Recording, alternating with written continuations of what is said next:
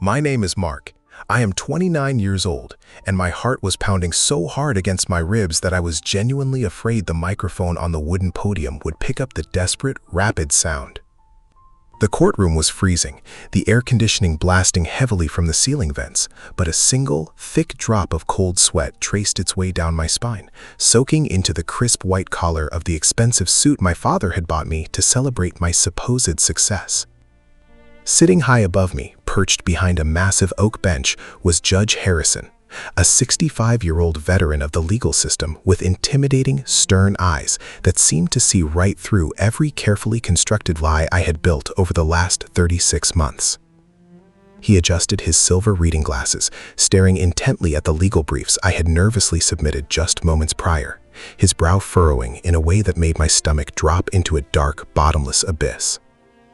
In the gallery directly behind me sat my father, Arthur, beaming with a kind of radiant, unbreakable pride that I had spent my entire miserable life trying to earn. I could feel his eyes on my back, eager to watch his son, the hotshot attorney, tear the opposition apart and save his livelihood. But the judge didn't address the opposing counsel. Instead, he slowly lowered the stack of papers, locked his piercing, unforgiving gaze onto mine, and asked in a booming voice that echoed off the mahogany walls for my state bar number. The silence that followed was absolute, a heavy, suffocating blanket that fell over the entire room. And in that agonizing second, as I felt the blood drain entirely from my face, I realized that the elaborate, fragile house of cards I had lived in for 3 long years was finally collapsing, and the terrifying truth that was about to leave my trembling lips would. Before I explain the devastating silence that followed and how I ended up facing the total destruction of my family in that freezing room, I want to take a quick pause to ask you something. I always wonder how far these personal stories travel and who is listening on the other side of the screen. So please tell me in the comments, from which city and state are you listening to this right now? It really helps me feel a little less alone in all of this mess. Now, let me take you back to where this massive nightmare actually started, long before I ever stepped foot in that courthouse, so you can understand the unbearable weight I was carrying. To understand how I ended up in that agonizing position, you have to understand my father, Arthur, a 60-year-old man who had worked his fingers to the bone his entire life. He owned a small, dusty hardware store on the edge of town, a place that barely made enough profit to keep the lights on, but he worked 6 days a week, 10 hours a day, without ever complaining. My dad had a rough childhood, growing up with absolutely nothing, and he developed a deep, borderline unhealthy obsession with the idea of having a professional in the family. He didn't just want me to be happy, he desperately needed me to be a doctor or a lawyer, someone who wore a suit, commanded respect, and proved to the world that his family amounted to something important. From the time I was a little boy, every conversation circled back to my future career. When I got good grades in middle school, he would tell the customers at his store that his boy was going to be a famous attorney. The pressure wasn't malicious, but it was incredibly heavy, a constant, invisible backpack of expectations that grew heavier with every passing year. When I finally got accepted into a decent law school, my dad acted like I had just won the lottery and cured a major disease at the same time. He threw a massive barbecue at our house, inviting neighbors we barely spoke to just so he could brag about my acceptance letter. He took out a second mortgage on his small house to help me pay for the tuition, a gesture that filled me with an overwhelming sense of guilt and panic. The terrifying truth was that I hated law school from the very first day I walked onto the campus. The classes were dry, the reading was suffocating, and I simply didn't have the passion or the natural aptitude for it. I struggled immensely, pulling all-nighters just to barely scrape by with passing grades. Every time I thought about quitting, I would picture my dad's calloused hands and the second mortgage he took out for me, and I would force myself to keep reading, swallowing my misery for the sake of his dreams. Then came the bar exam, the ultimate terrifying hurdle standing between me and the life my father had paid for. I studied for months, locking myself in my room, drinking unhealthy amounts of coffee, and memorizing endless statutes and case laws until my brain felt like it was going to melt.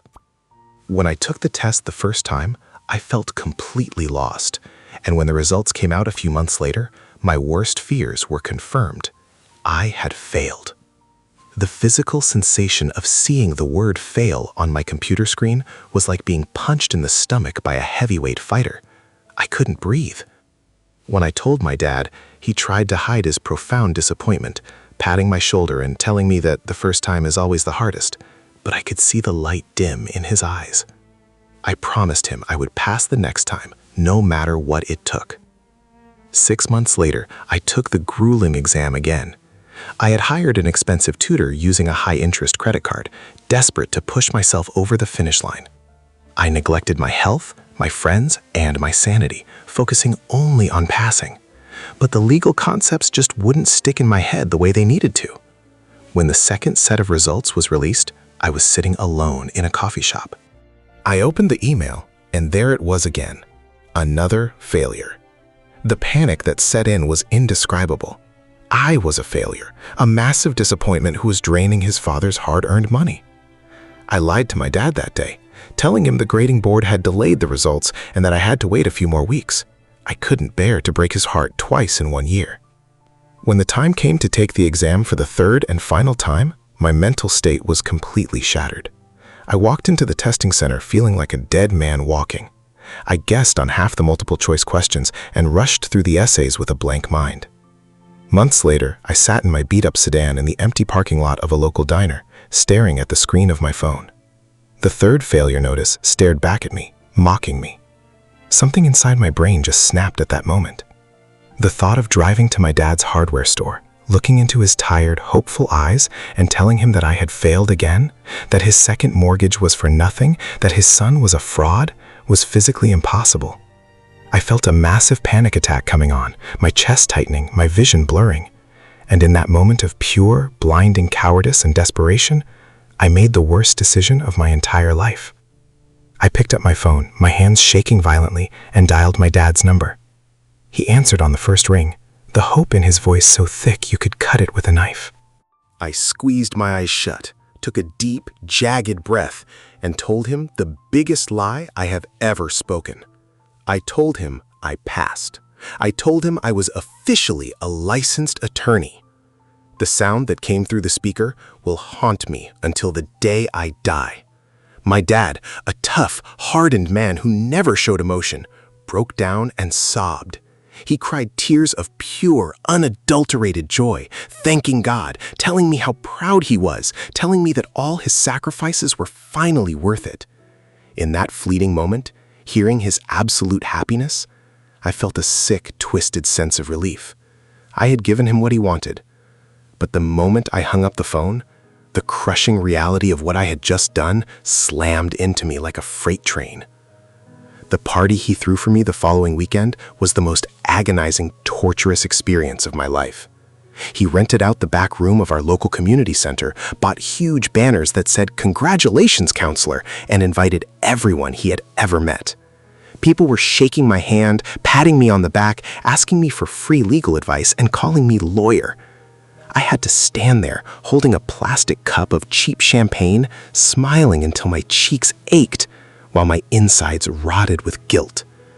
Every time my dad looked at me with that glowing pride, I felt physically nauseous.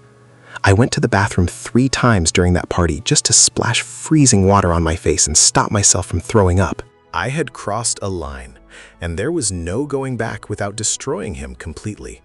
Of course, I still needed an actual job to pay my rent, pay off my massive student loans, and keep up the elaborate illusion. I obviously couldn't get hired as an attorney, so I applied for jobs as a legal assistant and paralegal. I finally managed to get hired at a miserable, bottom-tier law firm located in a strip mall, a place that handled mostly petty traffic tickets and minor, depressing divorces. It paid barely above minimum wage, but it gave me a reason to leave the house in a suit every morning. I went online and ordered custom business cards. I put my name, followed by attorney at law, and listed the address of a massive, prestigious corporate firm located in the downtown financial district. I handed those fake cards to my dad, and he actually framed one and put it on the cash register at his hardware store. Every single morning for the next 3 years, my life was a meticulously choreographed stage play. I would wake up at 6 in the morning, put on a sharp, expensive suit that my dad had proudly bought for me as a graduation gift, and leave my apartment looking like a young, successful corporate attorney ready to conquer the world. But as soon as I drove a few miles out of my neighborhood, I would pull my car into a greasy fast food restaurant parking lot. I would take off the expensive silk tie, carefully fold the tailored jacket, and drive the rest of the way to the cramped, windowless basement office where I actually worked. My days were not spent arguing brilliant cases in front of captivating juries. They were spent making endless photocopies, fetching terrible coffee for actual lawyers who treated me like absolute garbage, and organizing dusty, moldy files until my fingers bled from paper cuts. The only person in the entire world who knew my dark, pathetic secret was my roommate, Chloe, a 28-year-old graphic designer who had known me since our early college days. She found out completely by accident about a year into my massive lie. I had come home completely exhausted, my brain fried from doing mindless paperwork all day, and I carelessly left my work bag unzipped on our small kitchen counter. Chloe was looking for a pen to write down a grocery list and reached into my bag, accidentally pulling out a thick stack of the fake business cards I had printed. When I walked into the kitchen, she was holding them up to the light, looking at me with a mixture of profound confusion and deep, unsettling concern. She asked me why I had fake cards with a fake address. I completely broke down right there by the refrigerator. The pressure had been building inside me for a year, and the dam finally burst. I fell to my knees, put my head in my hands, and cried like a frightened child, confessing the entire pathetic truth to her. Chloe didn't yell, but the deep pity in her eyes was almost worse than anger. She sat me down at our tiny, scratched dining table, held my shaking hands across the wood, and begged me to stop this madness. She told me that the longer I dragged this massive lie out, the worse the explosion would be when the truth finally came to light. But I looked at her, tears streaming down my face, and tried to explain the impossible, crushing weight of my father's pride. I told her that if I confessed now, it wouldn't just break his heart, it would completely destroy his spirit, and I couldn't bear to be the person who took away the only thing he was proud of in his difficult life. Chloe just shook her head, warning me that I was driving a car with no brakes straight toward a cliff. For 3 entire years, I lived in this suffocating nightmare of my own creation. The mental exhaustion was beyond anything I can describe. I lived in constant, agonizing paranoia. If I saw someone from my neighborhood while I was running errands near my real terrible job, I would literally hide behind parked cars. Family dinners were a minefield. My dad would constantly ask me complex legal questions about things he saw on the news, and I would have to invent elaborate, confident-sounding answers on the spot, using legal jargon I remembered from school to sound convincing. Every time my phone rang and I saw my dad's name on the screen, my stomach would tie itself into painful, jagged knots. I would have to step out into the alley behind my office, standing next to overflowing, foul-smelling dumpsters, just to answer his call and invent elaborate stories about the massive corporate mergers I was supposedly working on. I was a master of fiction, spinning tales of courtroom victories while literally smelling like garbage. The fragile, toxic bubble of my double life finally burst when disaster struck my father's hardware store. A new, wealthy commercial developer had bought the empty lot next to his property and immediately started causing severe problems. They claimed that my dad's storage shed and a large part of his delivery driveway were actually over their property line, and they filed a massive, aggressive lawsuit against him for trespassing and property damage, demanding an absurd amount of money that would instantly bankrupt his small business and force him to close his doors forever. When my dad called me to tell me the terrifying news, he wasn't crying, and he wasn't even panicking. In fact, he sounded strangely calm and incredibly confident. He told me not to worry about a single thing because he had the best lawyer in the entire state ready to destroy them in court, his own son. The moment those words left his mouth, all the blood drained from my face, and I felt a cold, terrifying sickness wash over my entire body. I was dizzy. I tried to back out immediately, my voice trembling uncontrollably. I stuttered and told him that my firm strictly handled corporate mergers and that I wasn't authorized or experienced enough to take on a local property dispute. I begged him to let me hire a specialist for him, promising I would pay for it out of my own pocket, even though I had no money. But my dad, a man who was as stubborn as a mule, absolutely refused. He got genuinely offended, raising his voice and asking why he would ever pay a stranger when his own flesh and blood was a hotshot attorney. He told me that this was a matter of family honor, and he wouldn't accept anyone else standing by his side to defend his life's work. I was completely, utterly trapped in a nightmare of my own making.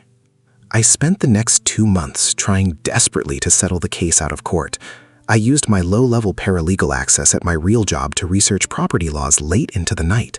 I drafted letters and settlement offers, pretending to be a real attorney, hoping that the developers would just accept a small compromise and go away, so I would never have to step foot in a courtroom.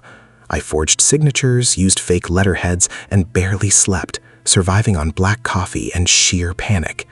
My hair started falling out from the stress, and Chloe watched me deteriorate, constantly telling me to come clean. But I was too deep in the lie. I thought I could fix it. I thought I could save my dad without him ever knowing the truth. But the developers refused to settle. They hired a ruthless, highly experienced attorney who saw right through my amateur, poorly drafted letters. They rejected every offer and pushed aggressively for a hearing in front of a judge. When I received the official notice that a court date had been set, I went into the bathroom in my apartment and threw up until my stomach was entirely empty. There was no way out. I couldn't fake a sickness, I couldn't run away. My dad was calling me every day, completely relaxed, bragging to his friends that his son wiped the floor with the corporate bullies. He trusted me completely, and I was leading him straight to a slaughterhouse. The morning of the hearing, I woke up feeling like I was walking to my own execution. I put on the suit. My hands were shaking so violently I could barely tie my shoes. My dad picked me up in his truck, and the drive to the courthouse was agonizing. The smell of his cheap coffee and his old cologne filled the cab, bringing back memories of my childhood. He was smiling, humming a song, telling me how proud he was of me. Every word he spoke felt like a physical knife twisting in my gut. I wanted to open the car door and roll out onto the highway just to escape the inevitable collision with reality. Walking into the massive courthouse, every beep of the metal detectors, every echo of footsteps on the polished marble floors sounded like a ticking time bomb. My dad walked proudly beside me, his chest puffed out. We entered the courtroom, a grand, intimidating space filled with heavy mahogany furniture and the smell of wood polish. The opposing counsel was already there, a sharp-looking man in his 50s who didn't even bother to look up when we walked in. I sat down at the plaintiff's table, organizing my messy, fraudulent paperwork, my hands sweating profusely. My dad took a seat in the gallery right behind me, giving me a reassuring thumbs up when I looked back at him.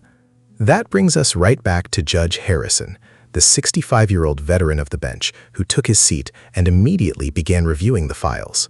The hearing hadn't even officially started before the judge noticed the glaring irregularities in my paperwork. I hadn't filed a proper appearance form, my formatting was entirely wrong, and the legal arguments I had constructed were amateurish at best. That was when he looked over his glasses, fixed his eyes directly on my sweating face, and asked the question that ended my life as I knew it. He asked for my state bar number. The silence in the room was so thick you could choke on it. I stood there at the podium, gripping the wooden edges so tightly my knuckles were completely white.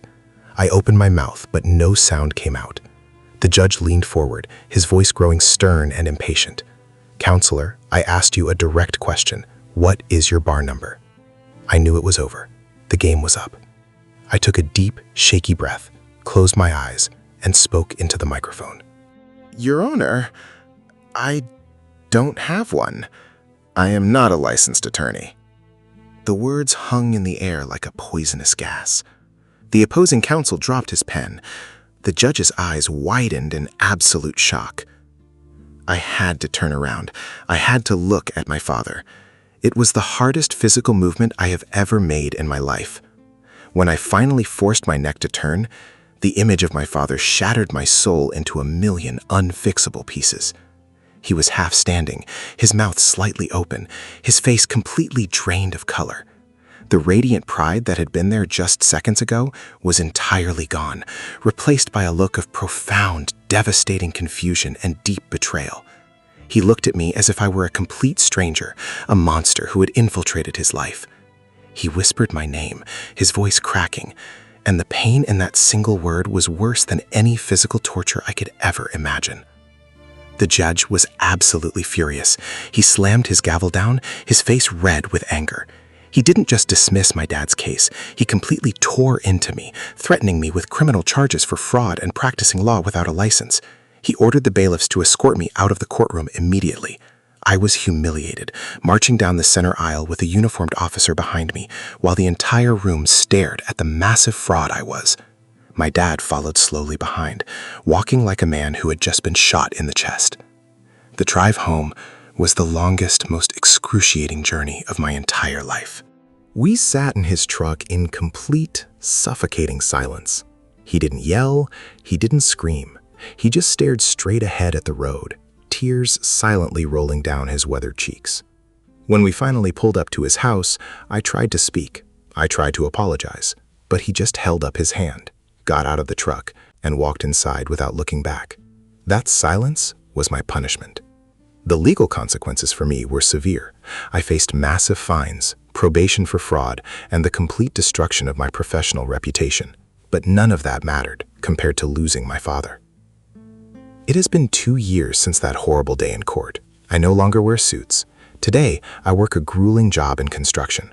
My hands are calloused, my back aches terribly at the end of the day, and I am usually covered in dirt and sweat. But for the first time in my adult life, I am not lying. I am exactly who I appear to be. My dad lost his lawsuit, and he had to sell half of his property to pay the debt, a reality that haunts me every single night. Our relationship is severely fractured. We speak maybe once a month, brief, painful phone calls that never touch on the past. I am slowly trying to rebuild his trust, brick by brick, but I know things will never be the same again. The hardest, most painful lesson I had to learn was that living a lie to protect someone's feelings is the most selfish thing a person can do. The weight of expectations can crush you, but the truth, no matter how ugly and disappointing, is the only foundation you can actually build a real life upon.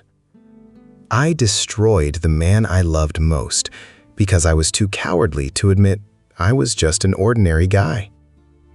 Looking back at everything that happened, the agonizing pressure, the desperate lies, and the crushing fallout, I have to ask you, if you were drowning in the expectations of someone you loved more than anything, do you think you would have the courage to tell them the truth?